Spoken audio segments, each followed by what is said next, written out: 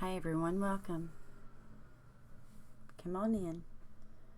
Today we're going to look at everything we've learned in the Nancy Guthrie case over the past little while.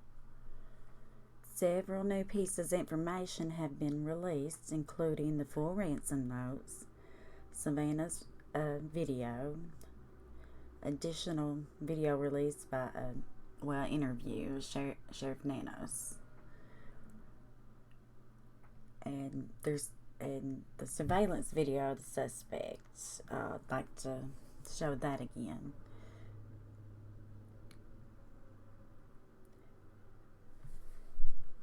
Okay, so we'll just go ahead and go to the first ransom note.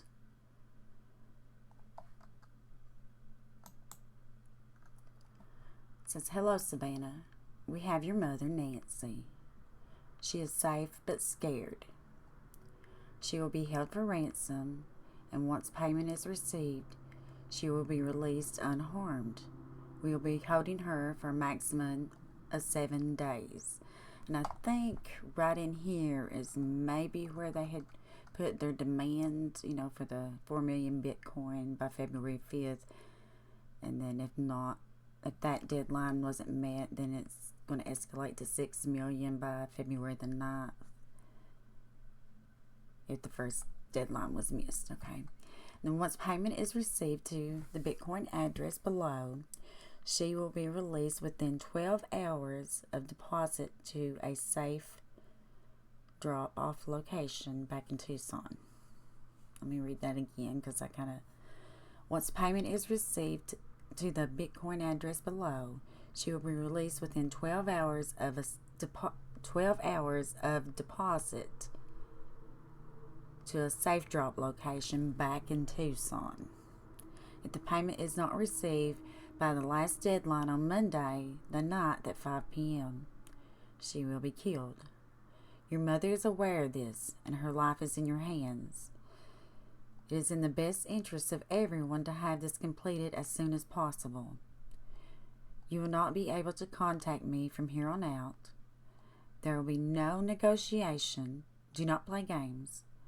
Law enforcement will not be able to help you. And the note included specific details about the crime scene intended to prove legitimacy, stating she had a white smartwatch that was on the floor near her bed, like at the foot of her bed, and then there was this floodlight that was destroyed in the backyard.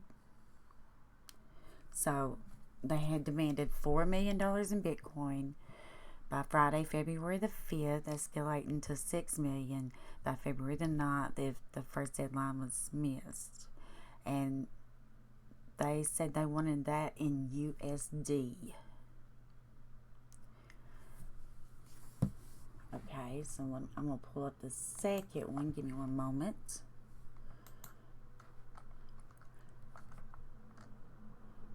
And I've found these ransom notes. They were written out. Chris McDonough and Karen had written these, put them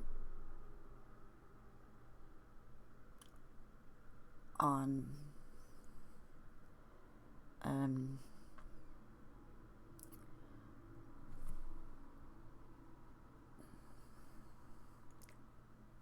they had, well, what I'm trying to say is that they had, I'm assuming they had listened to the video of the lady who had released them, and they, wrote down what it said. That's what I'm trying to say. And I'll clarify that they just wrote down what she had said. So I just want to clarify that. Let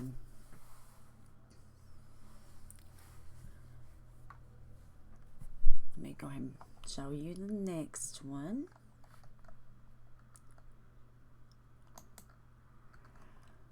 This is the second reason. Now, we did not fully grasp the seriousness of her physical conditions.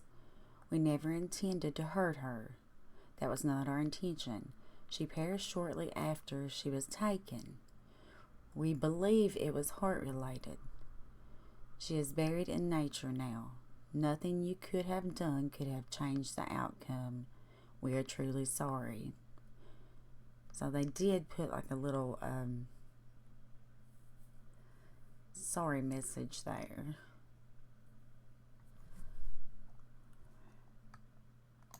So what do you all think about these 2 ransom notes? Do you believe that they're real?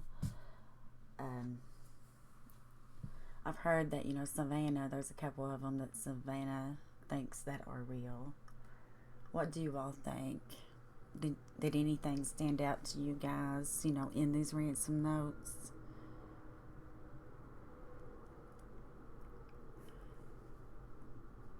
Let me know in the comments what you guys think about this, and if there's anything that stood out to you all. And we'll try to discuss some of it. And see, if the same things stand out to everybody, or if somebody just catches something, that somebody else might not, But anyway, okay, so I am going to play the video message that Savannah released after these had came out. Let me pull it up here for you guys. And I will put you on the screen once I get it pulled up. Okay, here we go.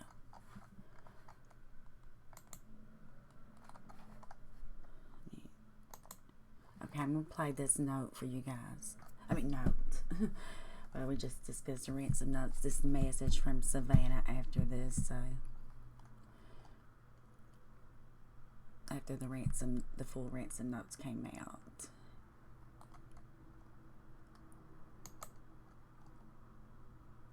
Today with a very specific message. It has been months since our mom was taken from us.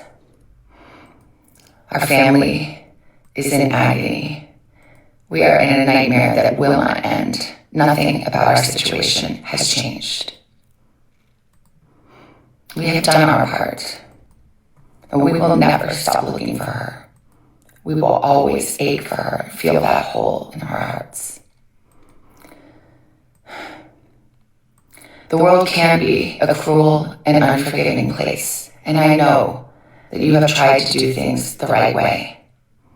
So I'm asking you, begging you, to do the right thing now. Make the right choice.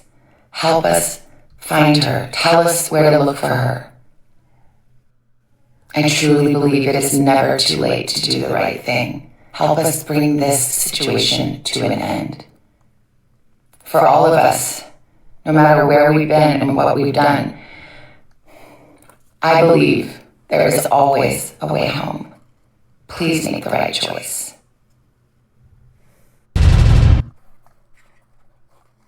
Okay. Here, let me go ahead and go back to the screen. What did you all think about that? I used the video that was on TMZ. Thank you to TMZ for that video. It was Savannah. It was on her actual Instagram. But I don't have Instagram, so I was having a little hard time getting it, so I resorted to that. What do y'all think about that message? Did anything stand out to you all in that? I know one thing that stood out to me was where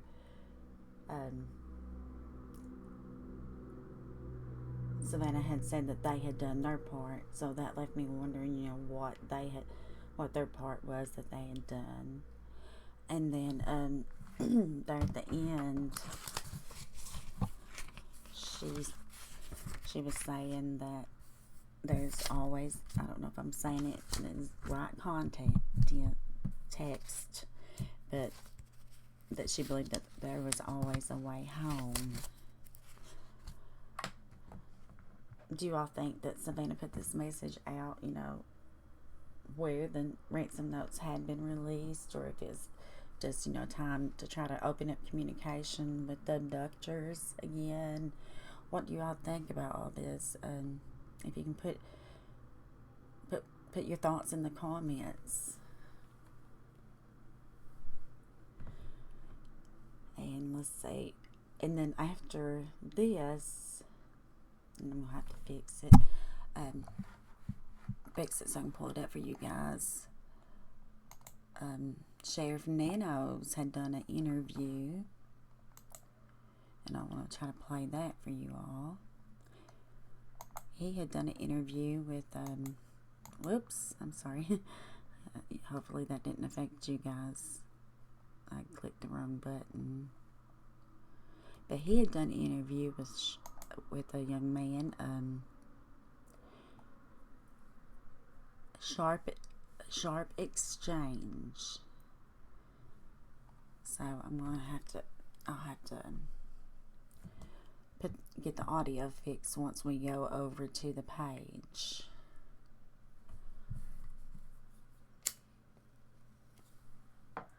And guys, I'm sorry I haven't been on here very much lately. I had recently found out my husband may have to have a pacemaker put in, and so I've just been kind of dealing with that, because his heart rate has been like 45. So they took him off. They took him off his medicine like half of it, cut it in half. I'll get it out right in a minute. They cut it in half, and it had been about 2 weeks, and then he went back to his doctor, and his heart rate was still 45, so they took him completely off of his metoprolol. So we'll see how that works, but since they cut it in half and it didn't change, I'm wondering if it's going to, if his heart rate's going to pick up, with it being completely gone, out of the system. So we'll see how that goes. And then I also, I worked all last weekend, and then I intend on working all this weekend. And hopefully you guys will hear a little bit more from me next week. Hopefully we'll get to talk a little bit more. And guys, I'm learning this. I'm all new to it, so just please bear with me as I try to get a little bit better, and making these videos and doing the lives and stuff for you all. So you guys just, bear with me. I'm still learning, and I'm still reaching out to different people, for interviews and stuff, and haven't really had much response, but I'm still going to keep trying. So let me go ahead and get this interview. Sharp Exchange. If y'all want to go check out his channel, he seems like he did a really good interview and things. So it'll take me a moment to get the volume fixed on it. I'll try not to start. I won't start it until I'll possibly get it fixed. Let's see. Let's go to this screen here. So I'm using OBS, and it's not as simple, from what I learned, not as simple as other platforms that stream. Okay, let me try to get the language here. Not the language with the volume fixed, so it picks up the right thing. Okay, so this is exclusive. Okay, there we go. I think I have it.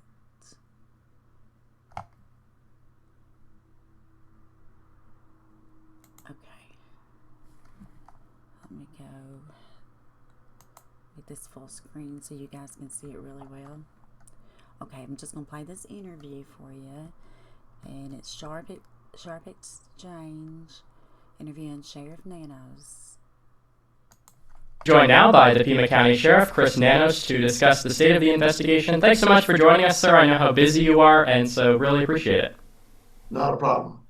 I just kind of want to start out, obviously, with a generic question, and that is this Saturday marks the 6-month mark into this investigation, August the 1st. Are we any closer to figuring out kind of the main suspects here, or just getting, closer to finding out what the state of this investigation could potentially become, and how frustrating is it to, be this far into the investigation and seemingly not having the answers that you're looking for? So that's more than one question. So let me back you up. One, yeah, are we closer? I think every day we're closer only because we have a lot of work ahead of us in terms of lab work, scientific work with DNA, working with not just our lab or the FBI lab, but labs across the country. All of these labs work together. They're sharing information. They're trying their best to find a way to get the science to work, to put together a variety of different pieces of DNA evidence to come up with a suspect. That process, just last week we had a trial here where an individual was convicted of a homicide. It was a Right. gruesome homicide in a very remote area of Pima County.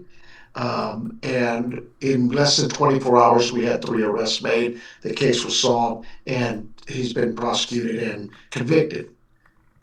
But Mm-hmm. those kinds of cases are rare. I mean, Mm-hmm. we're a very large metropolitan area, and we have over 1 million people, seventh largest county, and this agency's team, our homicide team, works hard every day, and they were able to put together a case that quick. However, we also have what we know as our cold case unit. And Mm-hmm. cold case teams are all across the country for a reason. It's because we don't let cases just go cold and not continue to work them. The question was asked of me, is this case cold? It is Mm-hmm. not cold. We have a lot of evidence that, like I say, our scientific labs are working. There's Yeah. video evidence that we continue to work with, not just labs, but also some private corporations who have graciously given their time to help look at some of the video evidence and see if we can't piece things together. Right. And of course, there's literally thousands of tips that come in. Certainly, they're not coming in at the rate they were initially, but Mm. we still get them. In fact, I was just on an email with someone from Ireland who had a tip. Okay.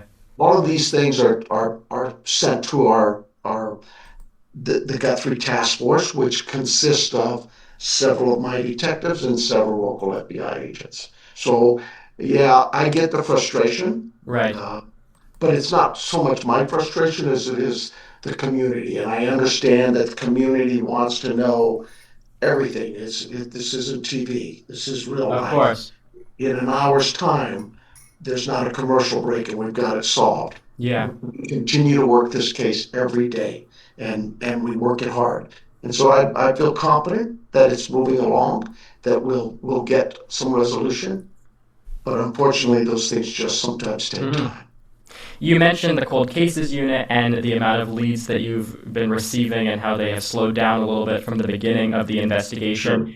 I want to kind of follow up on that and just ask you, I know it's hard for you to quantify that, but to what extent are you willing to say that they have slowed to a trickle? They have slowed down, and has that made it perhaps harder to kind of get to a good quality lead? Or if you have fewer, does that perhaps mean they are of greater quality? No, I think that, like any crime, you first get it, you put it out there, everybody's attentive and they're calling in and they're giving you tips. But as time goes on, those tips do shrink. The volume lessens. And it's not, I don't think it's because there's apathy or we just don't know. I think it's because people have given us their information and they're moving on. Mm-hmm.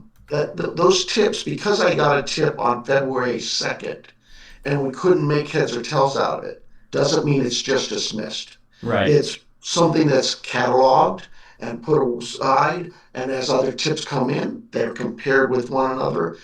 Maybe we've got a piece of evidence that can relate back to a tip. Cell phone downloads might get us something. There's Mm-hmm. all kinds of information on this case. And when the public slows down their calls, I don't think it's because they don't care. I think it's they've answered us. I think we had a plea from Savannah yesterday, and we share those sentiments. Somebody out there knows something. We know that. We want that person to call us. And so we continuously say, if you know something, call the FBI hotline, call the sheriff's department tips line, but call. Yeah. You mentioned Savannah. Have you spoken to her recently? She released that video yesterday, and I think a lot of people are probably wondering what the status is of the relationship between your office and the family. Well, our relationship is a good relationship. I mean, these are tough times. But no, I have not spoken with Savannah recently. She has my contact number, as you and the rest of the world seems to have. But she's very gracious, and she doesn't need to contact the sheriff.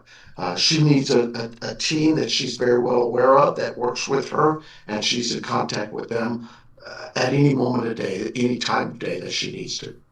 You also mentioned, As is the rest of the family.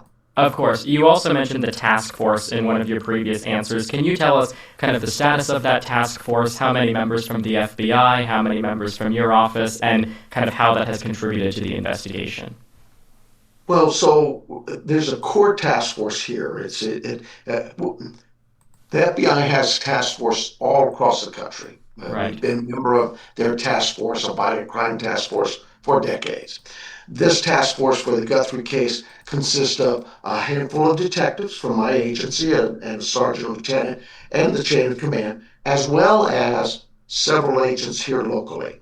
That task force, that core group, works together, and as information comes in, it may be something that requires attention from, say, Washington. Maybe it's, Mhm. hey, this piece of digital evidence, we know that you guys have a team that's good at that. Can you send it out? And they'll Right. send it there. Just as there may be some local pieces of information that the FBI here says, hey, we need to go and find this person and interview them. So it does this in terms of its growth in that. But the core Right. membership has been there from day one, and they continue to meet daily.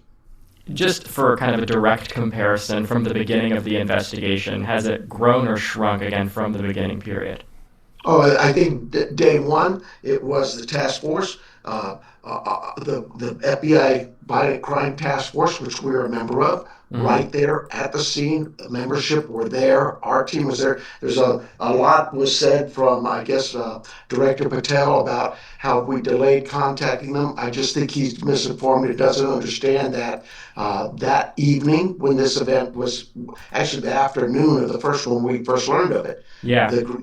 Our detectives were called in after our search and rescue team recognized what they had, contacted our investigative teams. They immediately contacted the Violent Crime Task Force, and their representatives were there. They processed that scene early the next day, the very next day, within hours of that scene processing. I held a press conference. I think everybody has video of it, where myself and the special agent in charge from Phoenix and the agent in charge from Tucson are right there on stage with me to Right. answer any questions. So the concept or the representation that the FBI was held off and boy, we wish we'd have been there early on. That's just not even accurate. They were there day one, just as my team was.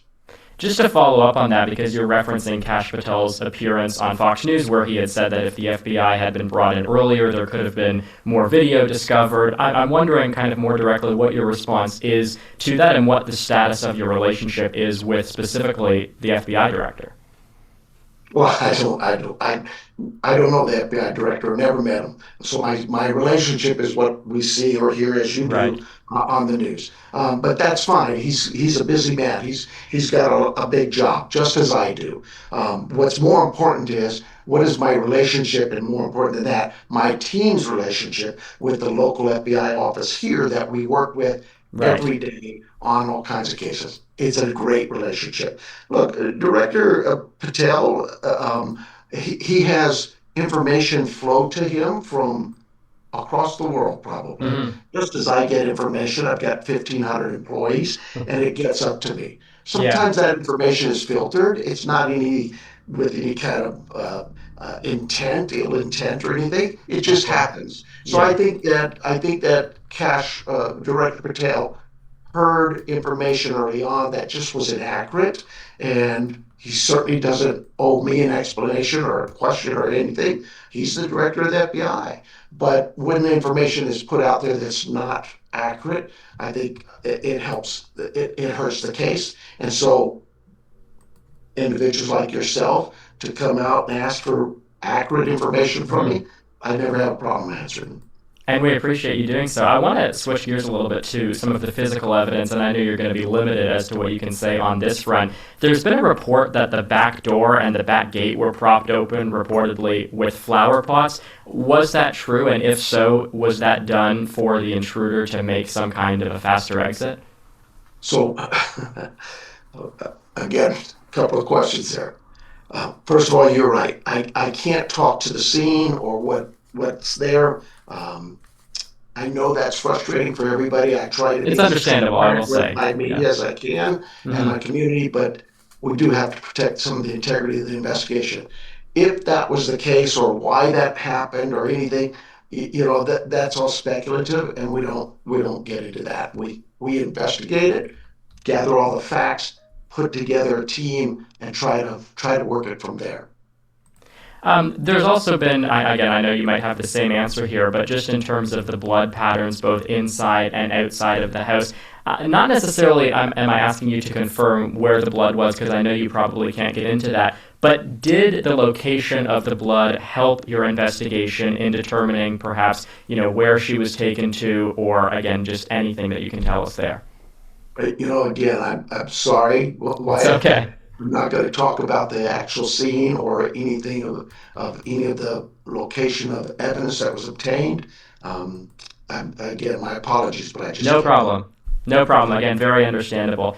5 months ago with Elizabeth Vargas, you had said, and this is kind of, I think, it's the uncomfortable and unfortunate question but I think it has to be asked. And that was, again, 5 months ago with Elizabeth Vargas on News Nation, you said you believe that Nancy Guthrie was still alive. I haven't seen you, directly answer that recently. Can you tell us kind of what your analysis would be on that front right now?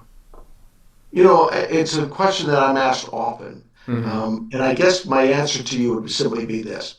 I understand why people would say she's dead. I Yeah. get that. But where's the benefit in my believing she's dead when there's no proof of her death in front of me? I understand the investigation, all the thoughts of her whereabouts. Everybody has a right to have an opinion and voice it. Um, but as the sheriff of Pima County, as the head of the law enforcement here in this community, what is the benefit of the sheriff Mm-hmm. saying she's dead? Yeah, of If the course. family believes that there's hope, that there's some chance that she might still be with us, why should I crush that hope? Right. There's no evidence to show it. Trust me, if we find something that indicates a burial site or something of that nature, absolutely, we're going to Yeah. share that. That's critical. But we're going to share it with the family. And so my personal beliefs, um, really, that's what they are. I believe that I'm going to support the Guthrie family every way possible. And if they believe she's alive, so do I. In terms of some of the DNA, standard DNA testing, obviously it varies in terms of how long it takes. You said recently, though, that you still have a lot of DNA to go through and kind of assess the validity of it, if you will. Is the holdup now that it is forensic familial genealogy and you're kind of trying to tick them off in kind of a family tree type setting to eliminate members of the family? Or I know you've said to an extent that all of them have been cleared, but the way that the Golden State Killer case was worked, for example, is there any comparisons from this case to that one? So, the DNA, first of all, I am no expert. In DNA, when I started 20 years ago, it was just breaking out. My team is way above me and discussing that with me. Right. They just get it and they understand it, and that makes me feel pretty comfortable in knowing the right people are working this case. But more important than just my investigators, it is the lab. Those are the scientists, and Hmm. they have rules, just like courts. We have rules and procedures and policies we have to follow to keep the investigation credible. Of course. Labs are no different. They have their rules of science that they have to go through. So I think what you were asking is, are we at familial Hmm. type of DNA, not just our genetic DNA? Yeah. Are we doing something to find maybe it's the second cousin that Yeah. what I can tell you is both. We're doing all of it. And Okay. that's really the labs are doing it all. They're looking at genealogy, but they're also looking at specific pieces of evidence that they're hoping to get enough codi to say, this is who we're looking at.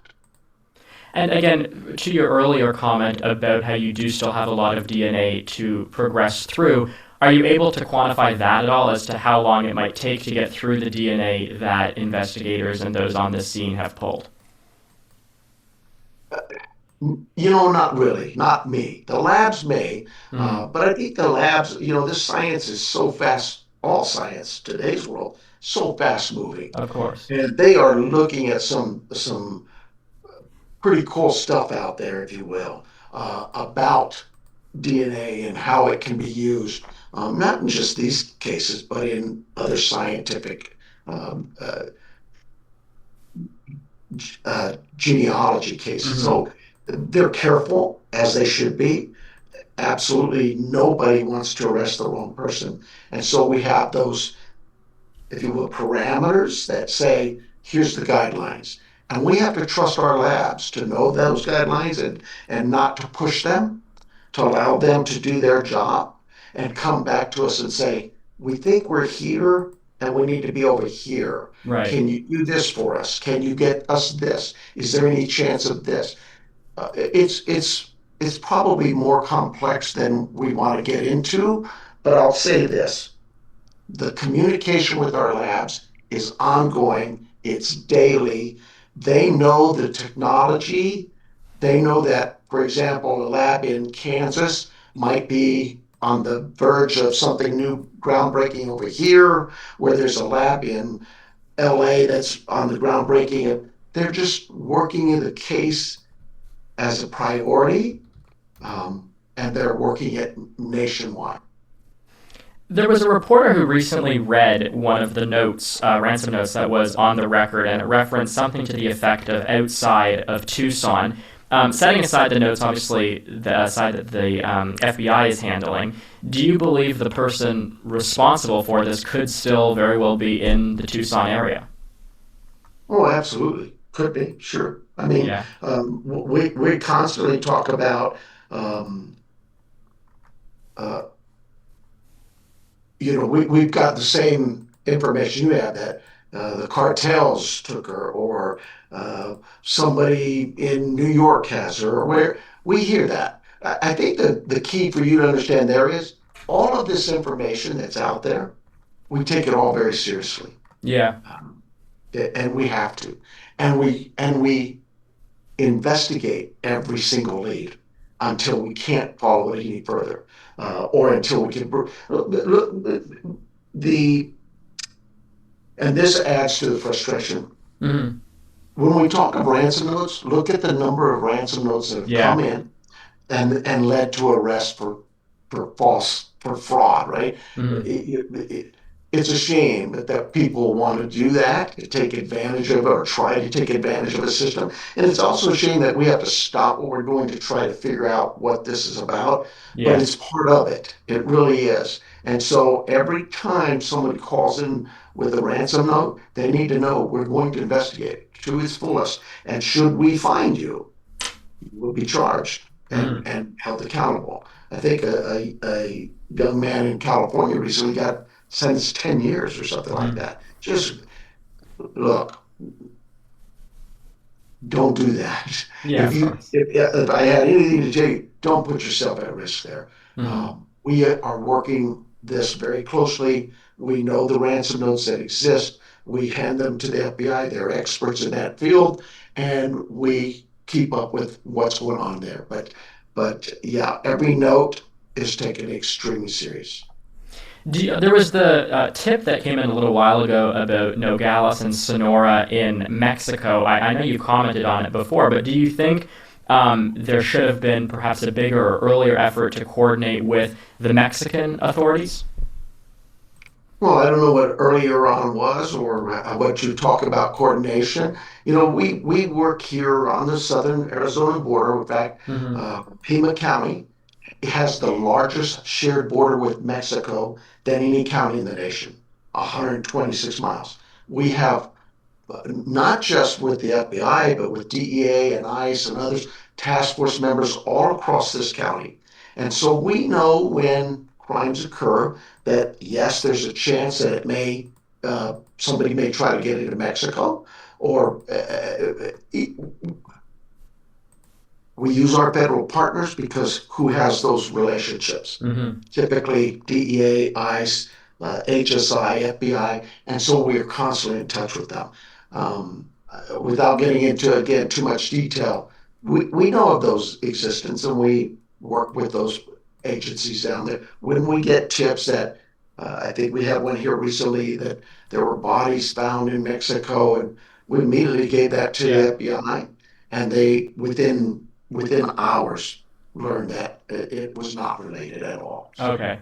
I want to go back to something that you mentioned before as well, because you had said that obviously with the ransom notes and people trying to profit off of it and stuff, it speaks to kind of this broader problem, and that is that when you have a case like this in the public eye, it can be helpful to an extent because you get all of the leads that you referenced earlier, but you also have people with bad motives and bad incentives.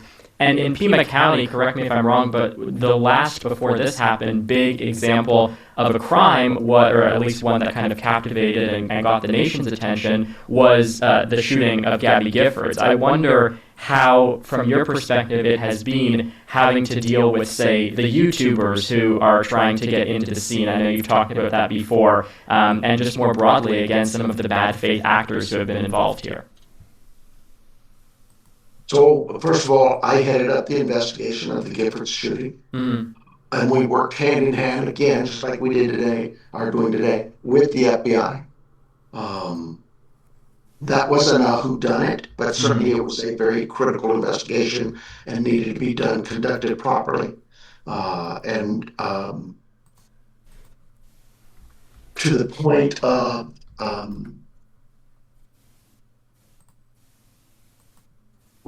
here in Pima County, and these critical cases come up, and YouTubers and the media, media's changed. I've been at this Mm-hmm. game since 1976, and we think of mainstream media, and then you also have now all the social media, and you have the YouTubers, if you will, or influencers. It's just constantly evolving.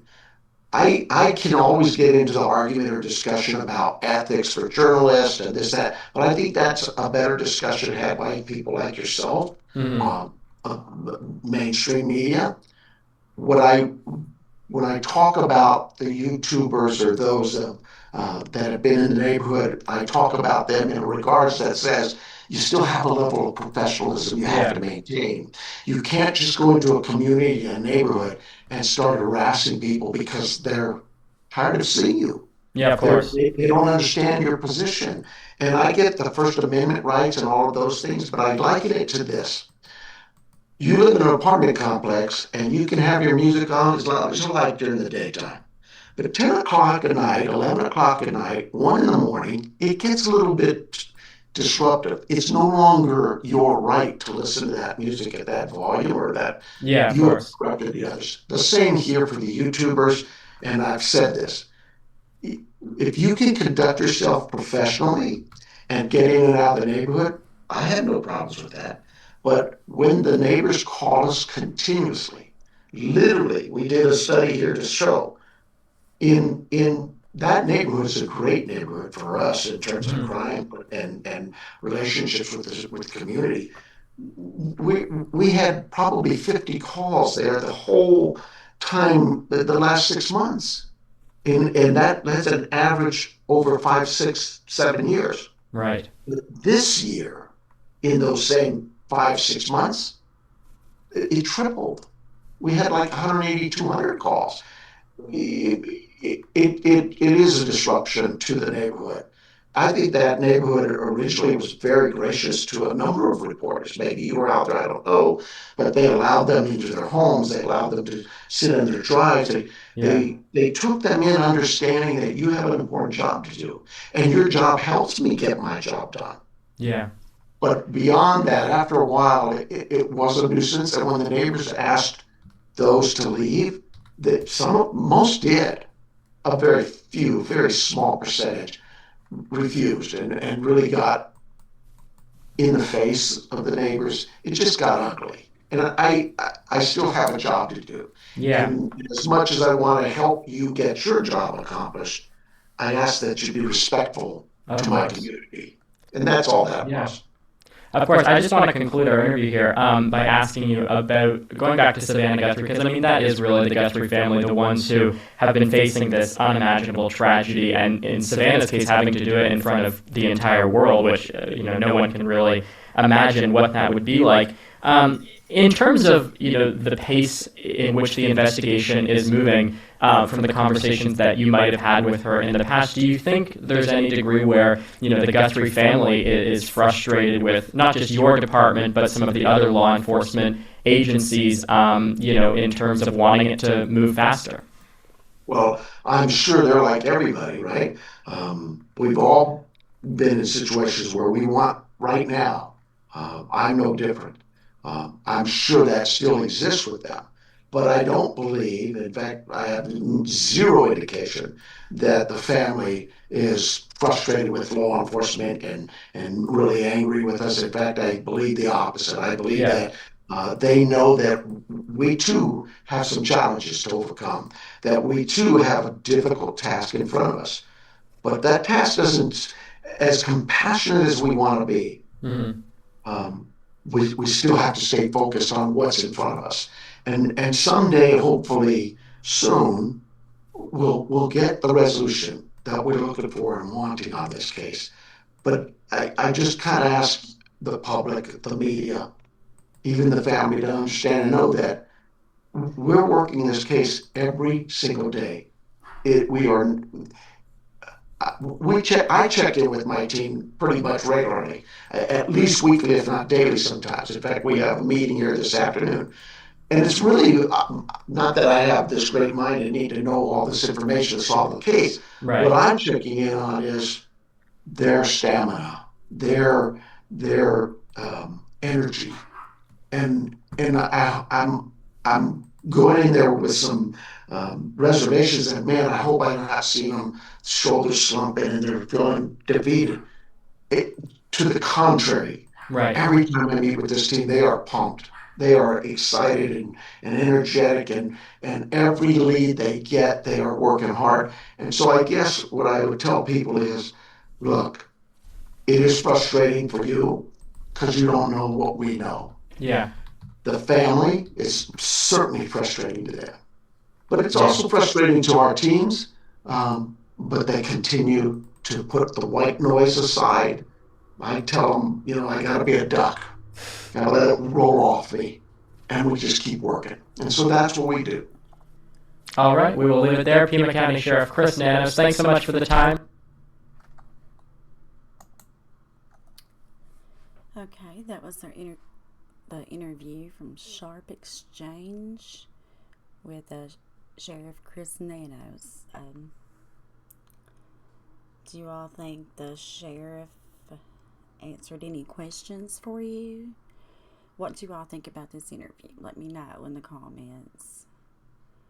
Did it give you more questions? Actually, I have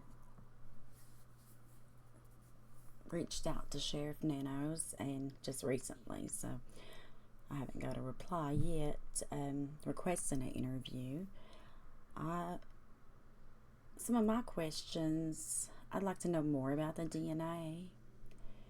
I'd like to, I know he spoke about it there, but I don't, if you all understood it a little bit more than me, let me know. But I'd like to know if he knows exactly, where some of it's at. If they've got, was able to get that DNA profile, and if they are going through the family trees and stuff. I mean, I'd just like to know, kind of where we're at on that. If they is able to separate those the samples. Yeah, I would just like to know more about that. What about you guys? I don't know if he knows any more about it, but I would like to ask him, if he does. I'd like to find out that. And then also, I don't think I've heard anybody mention it lately, but I've still kind of hung to it. I'd like to know, where they're at on, I think it was on Google Trends that someone had done a search. I want to say it was back in June or July 2025. It may have been a couple times in that month that they had done a Google search, on the location of Nancy's home. And then they also done, a Google search on Savannah's salary. And then on January the 11th, 2026, somebody also done a search on the location of Nancy's home. And then, January 11th, that's popped out, in this case a few times. They were asking about, any kind of video footage on January the 11th. And then I believe it was January the 11th, people had seen, a strange man walking down the road with his hat pulled down over his face. So, yeah, that's sus to me. So I'd like to know if they've been able to identify where that has came from, where those searches has came from. Because, I think that could possibly give them, a good lead. I mean, what's the chances, somebody searching where she lives, and then people seeing that, that strange person there on that date, and then coming up with that date, and then possibly one of those videos was from that date. I'm not sure, but possibly. Not the one with the backpack, but the video without the backpack. Oh, and then also, okay, well, I'm going to show you that. That's something I wanted to show you guys too. So let me see if I can get that ready. Let's see. And I'm going to go see if I can go straight to this Instagram, possibly. No, it's not Instagram, it's X. I'm sorry. Okay, yeah, right here. I want to pull. It's going to take me a minute, guys. Well, just a few seconds, hopefully, to. Well, no, I don't really have to, because it don't have no sound to this video. But I'll pull this off and show you guys right off the FBI Director Cash Patel's X. It was on February the 10th when these. Okay. So, okay, he posted this stuff February the 10th. Okay, and then that other was January 11th. Okay. I was getting a little confused there for a second. But I'm going to go ahead and try to go through some of these videos of the perpetrator, and you guys watch, if you guys recognize this person, their gait, anything about them, be sure to call 1-800, call FBI, if you think you know this man. I believe it's a man. This person, yeah, if anybody has any tips, on this, call 1-800, call FBI, or you can visit tips.fbi.gov. So I'm going to go ahead and go to the screen and show you the pictures and the videos of the porch guy. That's what we've all come to call him.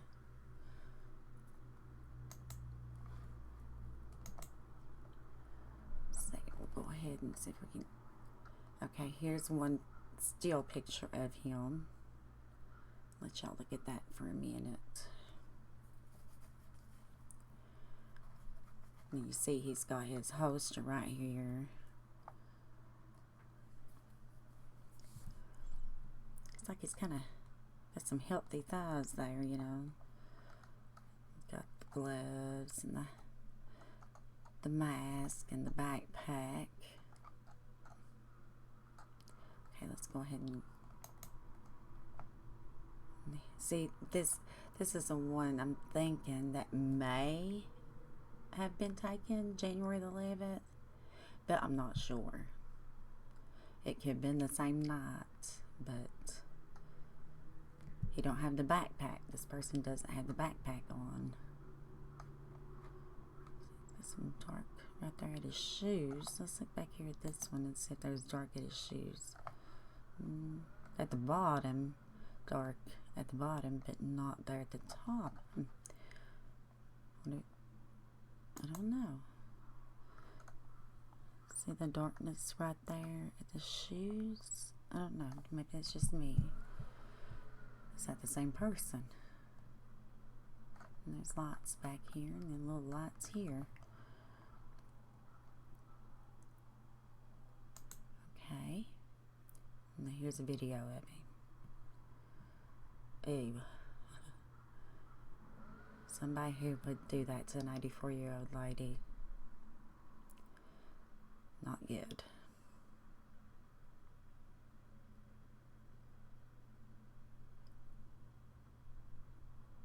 There he's reaching to get the foliage. Try to cover the camera. Do you guys notice anything familiar about this guy? Anyone recognize the way his gout? Anyone recognize anything about him?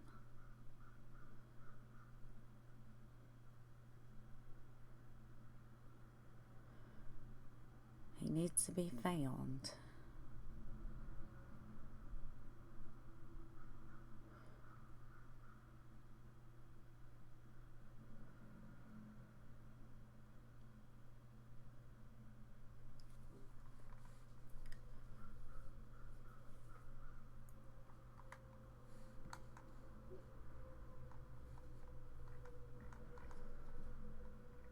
Okay, I think it's just playing it.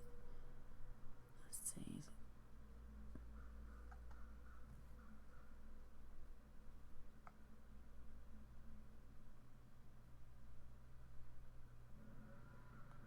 He's just playing. I think it's playing it over, right? Yeah, there's where he's reaching to get the foliage. Let's go ahead and go on to the next. Here's where he's trying to put that over the camera or whatever he's trying to do with it. He's got that little light in his mouth, and right there's a light on the side there. I don't know what that.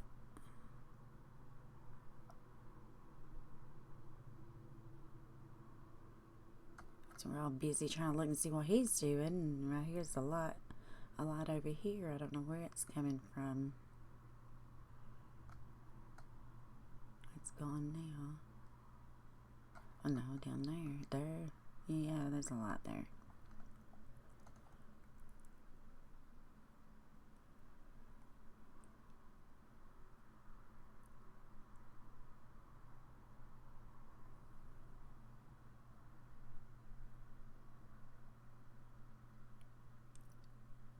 If anyone recognizes this person, be sure to get in contact with the FBI. Miss Nancy needs justice. Okay, let's see if we got anything else. Got another. Yeah, right here. bent over walking up there. More over toward the side a little bit.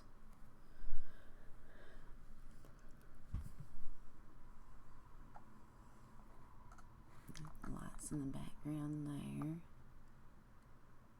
It's got reflectors up here, looks like.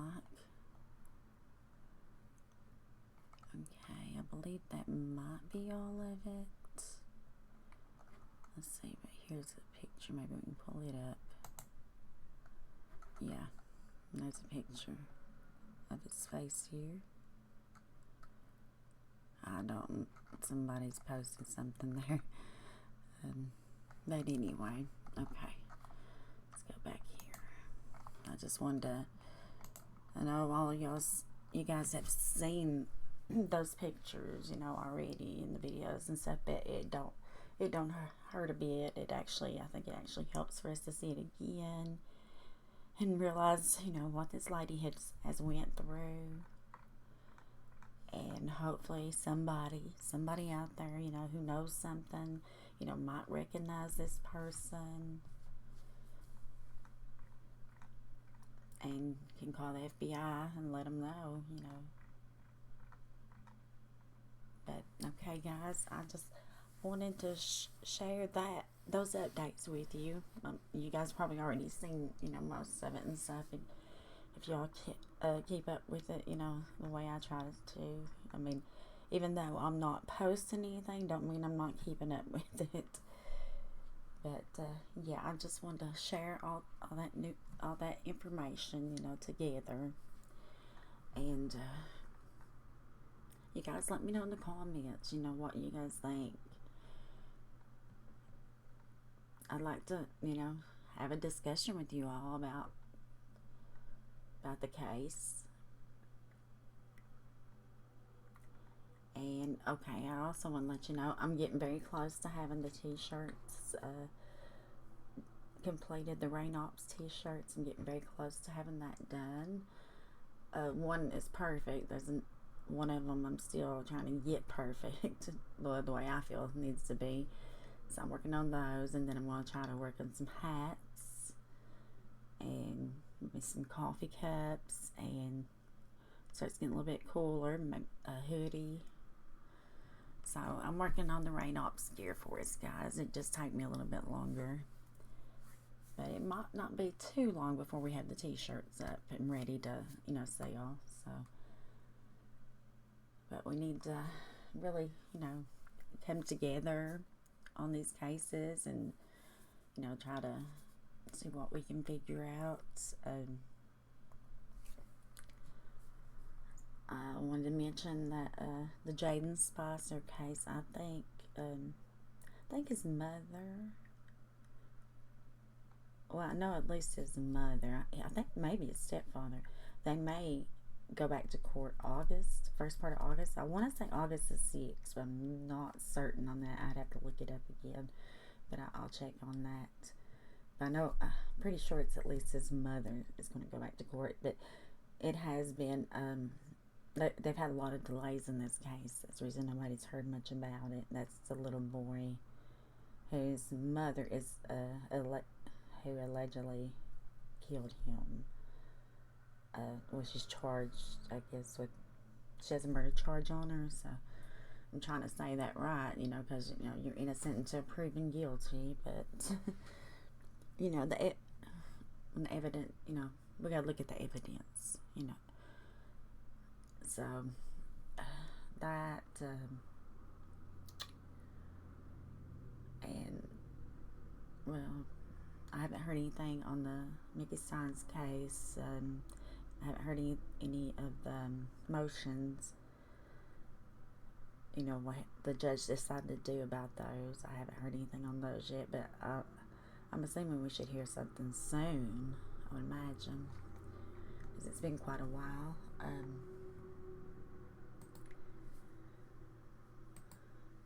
And as you all know, the Renata Bailey case, the guy had took a plea deal, and but her mother is trying to get that bill passed, the law I guess that's what it is. Change.org. You can look up Renata Bailey and Renata's Law. I'm sorry. You can look at Renata's Law and see if you'd like to sign that petition. And I'm pretty sure that there was a law, Jaden's Law, and I think a lot of the lawmakers, push that. So, you probably could look that up there too.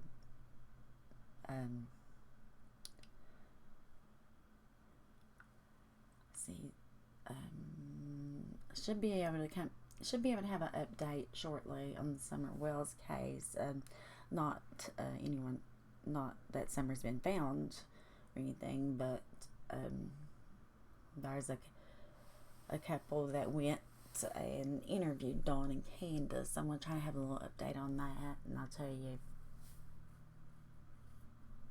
a little bit about that when they're breaking it down into parts. And I'll let you know who. And if you want to go ahead and, it's the Hatfield McCoy Museum.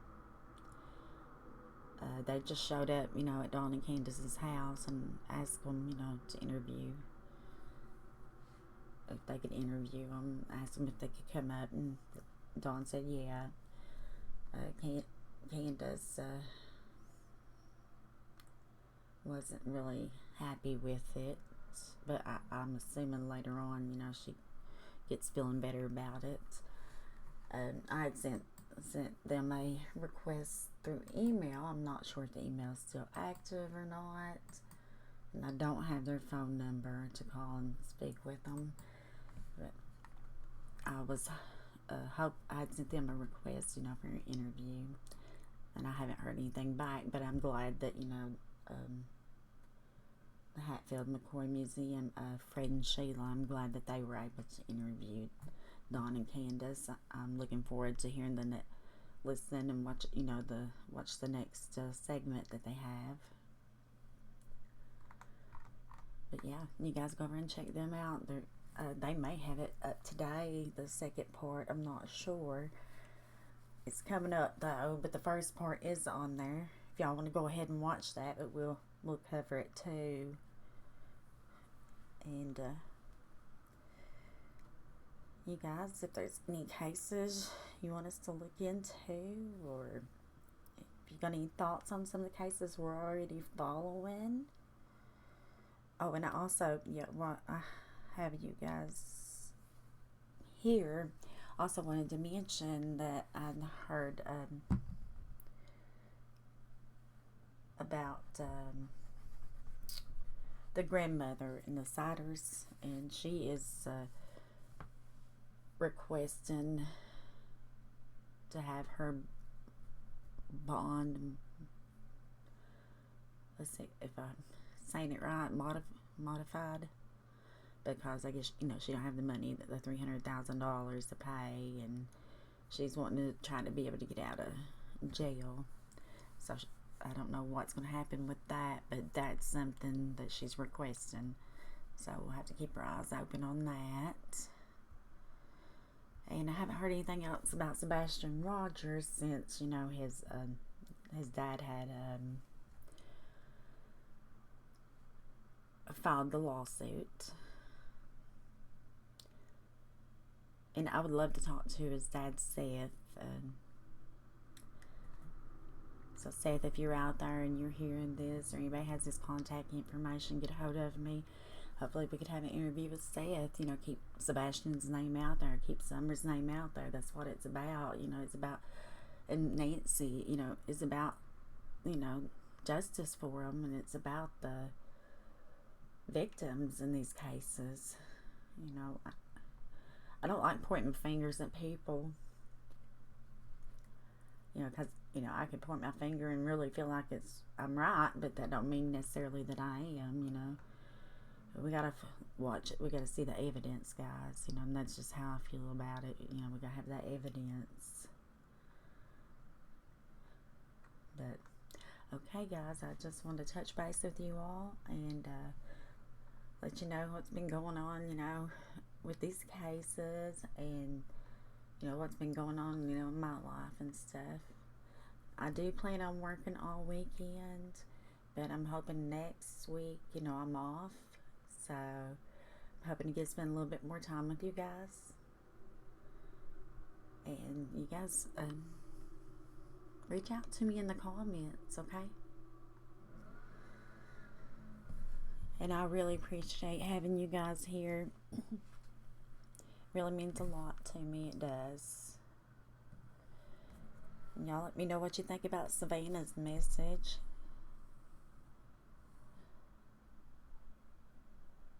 And if y'all think the suspect's movements, you know, or anything, you know, stood out to you, you know, if you think you know this person, you know, contact the FBI, call 1-800-FBI.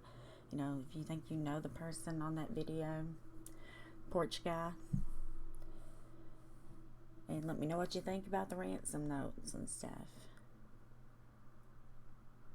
Even, you know, we've got all these developments, but there's still many unanswered questions, you know, on all these cases, you know. I'd love to hear your thoughts.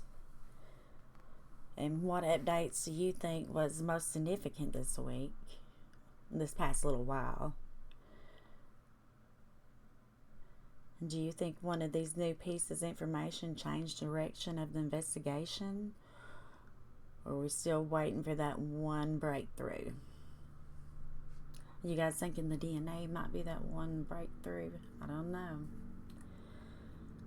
I'm really curious about, you know, the Google Trends, you know, the searches. I think that's something right there. I do. But, you know, guys, don't reach out to me in the comments. And I'd love to talk with you all. I'd like to have a discussion on some of these cases with you guys. See how you feel about it. I mean, we can learn together, guys. But anyway, hopefully I'll get to talk to you all very soon. And I hope you have a wonderful rest of your day. Bye, guys.